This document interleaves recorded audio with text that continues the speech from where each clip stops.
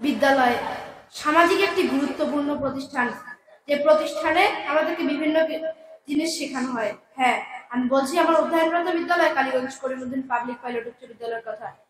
আমি ফাতিল ইস্তিয়া Kaliganj Karimuddin public pilot উচ্চ বিদ্যালয়ের ষষ্ঠ শ্রেণীর শিক্ষার্থী। বিদ্যালয়ের সংজ্ঞাটি দিয়ে গেছে এই কালীগঞ্জ উপজেলায় অবস্থিত কালীগঞ্জ করিমউদ্দিন পাবলিক পাইলট উচ্চ বিদ্যালয়। বিদ্যালয়ে যে শুধুমাত্র একাডেমিক কারিকুলামের উপর নির্ভরশীল তা নয়, এক্সট্রা কারিকুলামে এই বিদ্যালয়ে রয়েছে বিভিন্ন অর্জন।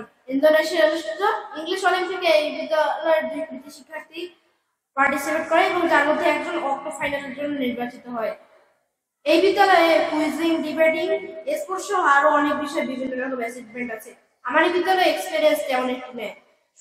সবে মাত্র আমি এই বিদ্যালয়ে পড়ার 6 মাস হয়েছে।